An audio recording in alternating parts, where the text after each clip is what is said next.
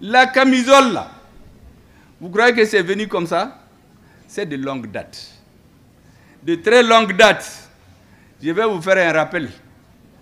En septembre 1884, s'est tenue à Berlin une conférence qu'on appelle la conférence de Berlin sur le partage de l'Afrique, qui s'est achevée en février 1885. Ils avaient deux résolutions. La première, en Afrique, il y a deux grands fleuves. Un s'appelle le Niger, l'autre s'appelle le Congo. Il faut qu'on aille les aider à régulariser la circulation sur ces fleuves. Première conclusion. Deuxième conclusion, nous allons partir nous entraider. La France va apporter la mission civilisatrice de la France. L'Angleterre va apporter les 3 C, la civilisation, le commerce, le christianisme. Voici les conclusions de la conférence de Berlin. Les Russes étaient là-bas. Ils ont réuni 14 nations. Les Américains étaient là-bas. Les Américains leur ont dit, mais les Africains, là, il n'y a personne. Mais c'est les Européens qui décident. Dans les relations internationales, c'est une question de rapport de force. Le roi de Belgique, on lui a donné le Congo comme propriété privée.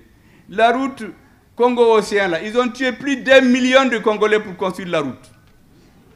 Mais aujourd'hui, ils disent que c'est eux qui ont civilisé les Congolais. 1 million.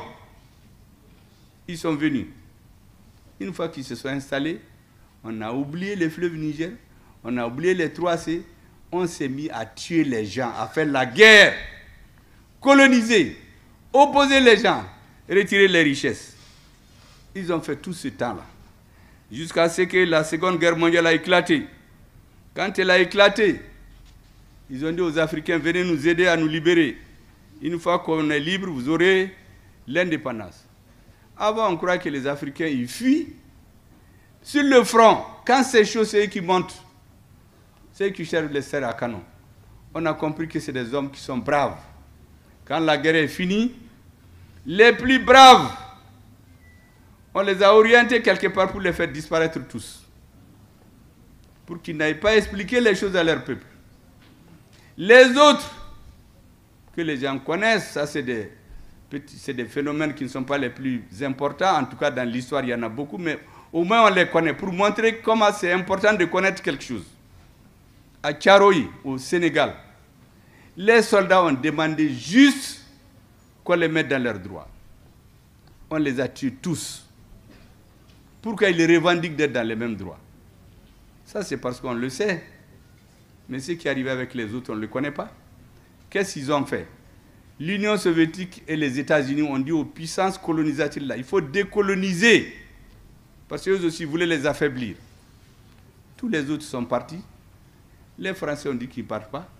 Ils ont commencé à louvoyer l'Union française, autonomie interne, et petiti et patata. Quand ils ont vu que rien ne marche, ils ont appelé un gouverneur colonial qui s'appelle Pierre Mesmer. On l'a désigné Premier ministre. Et on lui a dit, organise-nous la décolonisation. Voici ce qu'il écrit dans ses mémoires, je vous le dis.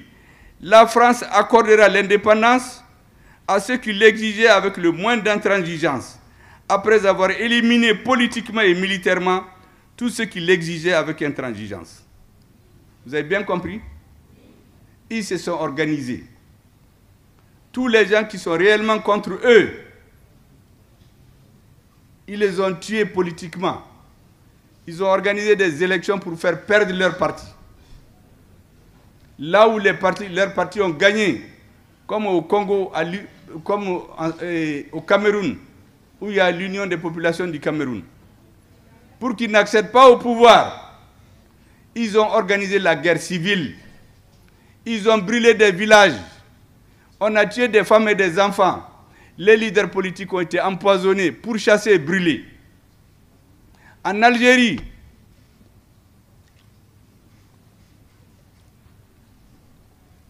on a tué les gens. Est-ce que vous savez qu'il y a des lieux où on a tellement tué de personnes, enterrés, qu'on avait peur qu'une commission internationale vienne voir les cadavres. On a ouvert les cimetières pour créer un four crématoire, pour faire des cendres, qu'il n'y ait plus de traces. Voici la mission civilisatrice. Et donc, quand on a eu l'indépendance, les présidents, on a commencé à les démarcher. Ceux qui s'opposent, on les élimine. On sabote leur économie. Les mêmes populations qui les applaudissaient deviennent mécontentes. Et puis on les élimine, on fait des coups d'État. Les coups d'État sont venus, les militaires ont fait leur temps, ils ont commencé à comprendre. Qu'est-ce qu'ils font? Les ressources financières des pays qui viennent de la vente du coton, du cacao, de l'or, on appelle ça les termes de l'échange. Ils divisent par 2 ou 3. Donc un pays qui a 3 000 francs se retrouve avec 1 000 francs dans l'année. La population augmente, les élèves augmentent, les services secrets rentrent dans les amphithéâtres, rentrent dans les studios. Ils disent aux professeurs, à la société, vos malheurs, c'est ce monsieur-là. Il faut démocratiser. S'il part, vous aurez tout. On va ouvrir les internats, on va ouvrir ceci, on va doubler les salaires. Bon, vous savez, les travailleurs et les intellectuels, là, tout ce qu'on leur dit, on va avoir 100%. Au Mali, tout le monde s'est levé. Les élèves, on leur a dit qu'on va ouvrir l'internat partout. Tout le monde, tous les pauvres se sont levés. On est allé même dans les jardins d'enfants. Un enfant ne peut pas être syndiqué. Mais les enfants se sont mis dans la rue. Parce que l'objectif, quand il y a trop de monde, le pouvoir va avoir peur, il va tuer des gens. Et il est discrédité. Vous savez, avant les événements de 91, il y a un haut politique qui est allé voir l'ancien président Moussa Traoré. Il dit, président, quelque chose est en train de se passer dans le pays, je ne comprends pas. Il lui dit que lui, il comprend. La rébellion avait éclaté pour ça. Il dit, mais ils vont perdre leur temps. Nous avons vécu des situations plus difficiles. Il a donné le cas des bagarres entre les militaires en 1978. Ce politique lui a dit, monsieur le président, vous n'avez rien compris, on a une autre époque. Avant, c'était entre vous militaires. Aujourd'hui, c'est entre vous et les petits-enfants. Ce n'est pas la même chose. Mais l'histoire avait décidé que ça soit comme ça. Au Soudan, pendant plus de 20 ans, ils ont cherché à diviser le Soudan. Ils y sont réussis en 2011. On a créé 2 pays. Pendant tout le reste du temps, on dit qu'il faut la démocratie. Comme certains s'agitent aujourd'hui pour dire que rien n'est fait au Mali depuis que la transition est venue. Jusqu'à un jour, on a trouvé une masse critique de femmes et d'enfants qui sont sortis dans la rue pour dire qu'ils veulent la démocratie. Les militaires ont lâché leur chef, ils l'ont arrêté. Ils ont fait un gouvernement d'union militaire-civile pendant 2 ans. Ils ont retiré tous les civils. Les militaires, ils les ont poussés. Regardez le Soudan maintenant. Les gens qui parlaient de démocratie, ils sont tous morts. D'autres ont fui. C'est les militaires qui sont en train de se détruire. Ils ont détruit leur pays. Les Maliens doivent comprendre. Les 98% doivent comprendre. L'élite dirigeante doit comprendre. Et rien ne doit amener la transition à ce qu'il y ait une friction ou une fissure ou une coupure entre le peuple et ceux qui dirigent. Parce que c'est ça qu'ils visent. Le Mali ne doit jamais être comme un pays où les dirigeants sont venus se bagarrer. Vous voyez les militaires soudanais aujourd'hui, chacun va dans un pays demander des soutiens, mais et leur pays? J'ai fait cette parenthèse pour dire que quand les militaires ont compris ça, ils ont dit que mais ces militaires-là, il faut qu'on les enlève. On a dit qu'il faut la démocratie. La démocratie est venue. Dans un pays de 10 millions d'habitants, il y a 200 partis. Mais ça, c'est quoi ça? On a commencé les guerres civiles. Vous avez les guerres au Libéria, en Sierra Leone, ceux qui coupaient les mains là. Mais c'est des chefs d'État africains qui finançaient. Sous le couvert de la démocratie, on a renversé les régimes. Remarquez seulement, tous les pays de l'Afrique francophone que je sais, sans exception, prenez-les. Rwanda, Burundi, Zaïre, Congo, Tchad, Centrafrique, Niger, Algérie, Mali, Côte d'Ivoire, tout Burkina. Dans tous les pays, on a changé le pouvoir après la conférence de la Baule.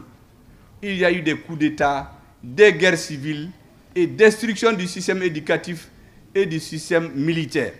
On a détruit l'État, on a détruit l'armée, on a détruit l'école. L'étape suivante, les armées étant affaiblies, on dit il faut aller lutter contre le terrorisme. Au Mali, en 2000, il y a eu une conférence stratégique internationale à Abidjan. 2000. Vous posez la question aux Africains. Est-ce qu'en 2020, 2015, est-ce qu'il n'est pas nécessaire que l'Union européenne ait des bases militaires dans le Sahel? Est-ce que vous savez que c'est le responsable malien qui a pris la parole le premier pour justifier la nécessité pour l'Union européenne d'avoir des bases militaires au Mali, dans le Soudan? Un Malien. Dans ce débat, tous les gens qui ont soutenu qu'il ne faut pas de bases, 6 mois après, ils ont perdu leur poste. Tous ceux qui ont dit qu'il faut des bases militaires, ils ont eu des promotions dans leur pays, sont devenus ministres, ministres d'État, présidents, parce qu'on cherche des membres d'une oligarchie au service de l'étranger. Pour la rébellion, notre président va jusqu'à dire que les rébellions du Nord sont d'essence démocratique, que leur objectif, c'est la liberté. Les populations du Nord n'ont jamais rien demandé à personne. Moi, je suis du Nord. La sécheresse nous a tous chassés dans les années 70. Moi, j'ai marché à pied aller au Niger. Les Touaregs sont allés en Algérie, dans les pays arabes. Kadhafi allait les enrôler. Nous, quand on travaille là-bas, on envoie l'argent pour faire des puits et des écoles. Les autres viennent avec des fusils pour nous soumettre. On va les armer. On vient nous dire que c'est parce que le Nord n'est pas développé. Aujourd'hui, vous pouvez demander au ministre des Infrastructures. Il y a des routes qui sont annoncées. On sort des millions pour les entretenir. Il n'y a pas de route, on donne l'argent. Les cadres qui font ça sont à Bamako. Quand il y a les conférences, c'est eux qui vont pour dénigrer l'État malien. Ça, c'est terminé.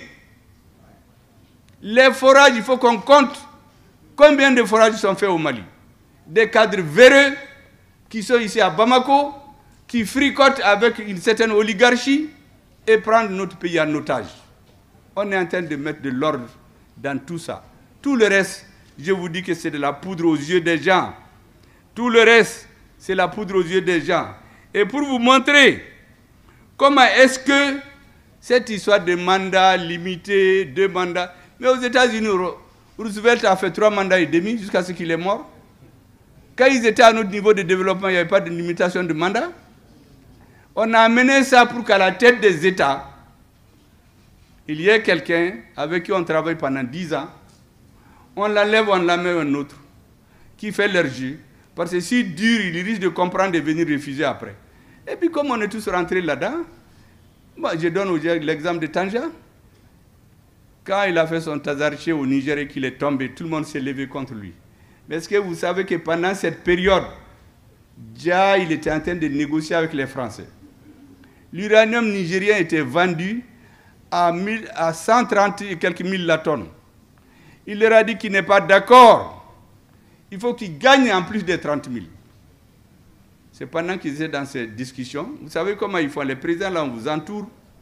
Les présidents africains, là, vos conseillers spéciaux, ils ont l'argent là-dedans. On l'a dit, il faut chercher un 3e mandat. Il faut dire que c'est pour terminer tes actions. Et lui aussi dit qu'il est d'accord. Il est entré dans le Tazarché. Pendant ce temps, il pousse des gens autour de toi pour vous arrêter.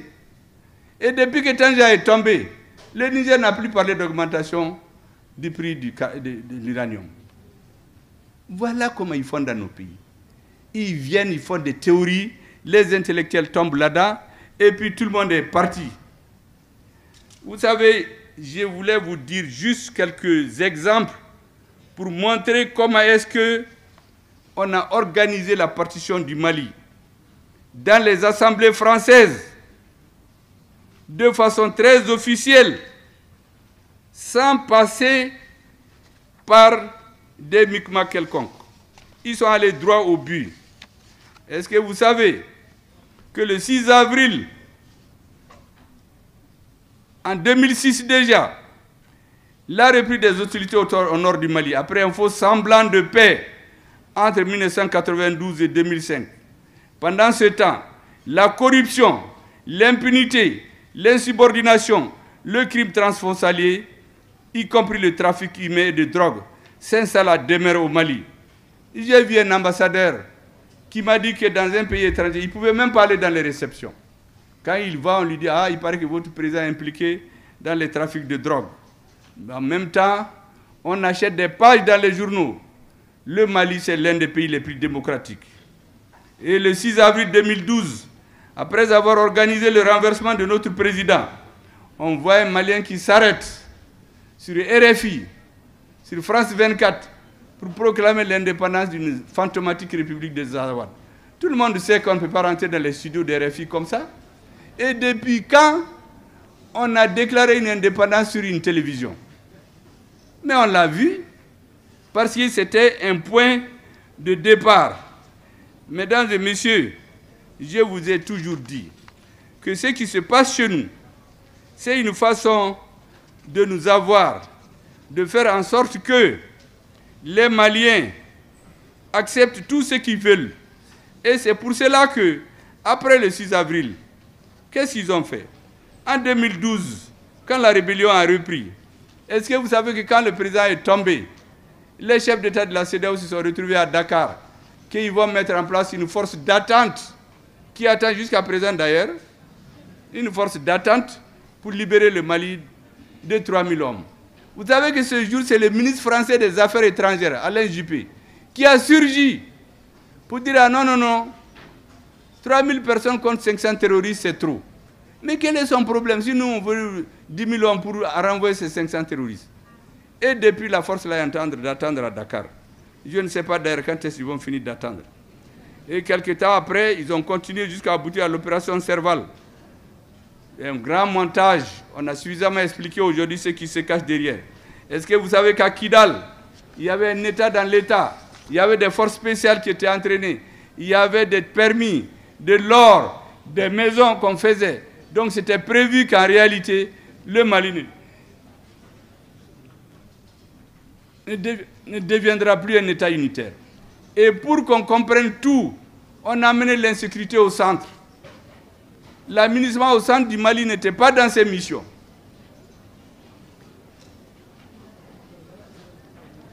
Je vais terminer tout de suite, parce que ces choses-là, il faut que vous les compreniez. De toute façon, vous allez sur la page, il y a les textes, vous allez les lire. Je sors une bonne partie. Mais il y a des choses que je dois vous dire, parce que ça montre clairement comment ils ont fait les propos des dirigeants. Vous savez, le 1er février 2013, le président de la Commission des assemblées étrangères françaises déclare qu'il faut qu'un plan d'autonomie du Nord soit mis en place. Le ministre des Affaires étrangères dit que le Mali a échoué face aux combattants du Menela. La question de la révolution du peuple Azawad mérite d'être traitée à fond et de façon définitive. Un autre dit, l'une de mes dernières visites au Mali, ça c'est le ministre des Affaires étrangères français, qu'il a vu le président Amadou Toumani Touré, qu'il lui a dit, si vous voulez la paix, donnez l'autonomie aux populations du Nord. Ça, c'est le ministre des Affaires étrangères français qui dit sur une antenne. Il y a un autre qui dit, il n'y a plus deux Mali, il n'y a plus un Mali, il y en a deux au moins. Il y a le Nord et le Sud. Le jour où on a signé l'accord, la CEMA a refusé de signer. Le représentant de l'Union des Nations Unies s'est mis à menacer le gouvernement malien. La CEMA a signé plus tard, le 20 juin, un texte qu'on a annexé à l'accord qui consacre la partition du Mali. Ce jour-là, le ministre de la Défense de la France, qu'est-ce qu'il dit? Il dit que les Maliens ont tout fait pour vivre ensemble. Ils ne peuvent pas vivre ensemble. Ça veut dire bien qu'il faut les séparer. Mesdames et messieurs, est-ce que vous vous rappelez qu'en 2014, quand notre Premier ministre a fait son voyage hasardeux là à Kida, où certains ont fui pour rentrer dans le camp de l'aménagement, on a tué nos administrateurs civils. Les armes que les militaires maliens ont laissées dans le camp de l'aménagement, quand l'armée malienne a voulu les récupérer, vous savez que le général français qui était là-bas, il a dit que c'est des butins de guerre qui appartiennent à la CEMA. Donc sans l'autorisation de la CEMA, l'armée malienne ne peut pas les avoir. Imaginez-vous, pendant ce moment, on avait des politiciens ici qui se pavanaient à Bamako, ils ont des gros parfums, il y en a qui disent même au Mali, il n'y a même pas d'armée. Dès que tu tires, ils fuient. Ils sont là pour les défilés et les coups d'État. Alors que c'est eux qui doivent acheter les armes. Ça, c'est fait. Butin de guerre. Le Français qui a fait ça, il est en train d'écrire ses mémoires, maintenant il est à la retraite. Moi, je suis en train de les lire. Comment est-ce qu'ils ont divisé le Mali? Comment ils se sont organisés pour que nous ne sommes plus jamais un État? Mesdames et messieurs, je voudrais m'arrêter là et vous dire que ce texte-là, il est suffisamment dense. Je demande à tous les universitaires d'aller le prendre et le lire. C'est détaillé. Comment est-ce que la partition du Mali a été organisée à partir de l'extérieur? Heureusement, nous avons eu la chance. Les militaires sont venus. Moi, je les appelle les Monébodéons. Ils sont venus. Ces Monébodéons-là sont venus. Nous avons décidé de nous joindre à eux. Quand Monébo Malien là, ma première prise de fonction dans mon bureau, la première des choses que j'ai fait, c'est de signer l'ordre de mission du ministre de la Défense, qui était là depuis 3 mois, on l'empêchait d'aller en Russie. La deuxième chose, j'ai un ami de longue date, je lui ai dit qu'un jour viendra où les Maliens vont dire non. Je l'ai appelé dans mon bureau. J'ai fermé la porte. J'ai dit maintenant la voiture sera. Qu'est-ce qu'on doit faire pour aider ces jeunes-là? Parce que si jamais ils échouent, c'est fini pour notre pays. Vous savez ce qu'il m'a répondu? Il me dit, Ebi Koumfeo. Le Mali là ne sera plus jamais comme avant. Parce que ce qu'il y a au nord dans une seule région, c'est plus que ce qu'il y a dans certains pays du Moyen-Orient. Donc, Ikita Nini, Ibetara. Towere Bena Abetara. Ne konito quelle est la Tougouni. Moi, je cherche à avoir ma part et ma communauté. J'ai dit, tu es sérieux? Il dit, je suis sérieux. Je l'ai accompagné à la porte. J'ai effacé son numéro. Jusqu'à aujourd'hui. Je crois qu'on se verra un jour quand il viendra dire qu'il veut être élu au Mali. Comme la réconciliation maintenant, c'est pour tout le monde. Et tout le monde veut venir au secours de la victoire. Et c'est pour cela que je termine. Aujourd'hui, il faut faire l'union sacrée. Autour des institutions de la transition. Autour du président de la transition. Il faut que les intellectuels théorisent, conceptualisent cette phase exaltante de l'histoire du Mali. Dans 15, 20, 30 ans, cette page-là, il faut qu'elle soit écrite. C'est les mensonges d'aujourd'hui qui sont les vérités de demain lorsque c'est écrit. Les Africains n'aiment pas écrire. L'épopée de la prise de Kida, notre armée doit l'écrire. Et je crois qu'ils sont là-dessus d'ailleurs. Le général qu'on a nommé là-bas, c'est un Touareg. Je l'ai reçu dans mon bureau. Je lui ai dit que vous êtes un Imrad. Vous n'êtes plus gouverneur Imrad. Vous êtes gouverneur du Mali, des Bambara, des Soray, des Bella, des Ifogas, des Idnan, de tout le monde. Tout le monde doit l'aider à rentrer dans l'histoire. Notre pays a une chance qu'il ne doit pas perdre. L'Afrique a une chance qu'il ne doit pas perdre. Dans quelques années, moi je suis convaincu que si ce pays est bien géré, on peut multiplier par 2, 3 les salaires. Et regardez l'or. Il y a un pays de l'OCDE qui a été présenté l'or qu'ils ont importé du Mali. Ils ont donné le montant en dollars. On a comparé à ce qui est annoncé dans les chiffres au Mali comme l'or qu'on a exporté chez eux. La différence entre les deux, c'est le budget de l'État malien. En recette intérieure. Tout ça c'est volé. Donc quand on fait la relecture de la loi minière, quand on revoit tout, si le pays est bien géré, je suis convaincu que l'AES va l'imposer aux autres. 80 millions d'habitants, 2,80 millions de personnes, de surface, de kilomètres carrés. Premier producteur de coton, premier producteur de viande, premier producteur d'or. Une bonne organisation et des dirigeants convaincus feront que nous allons nous en sortir. Je vous remercie de votre attention.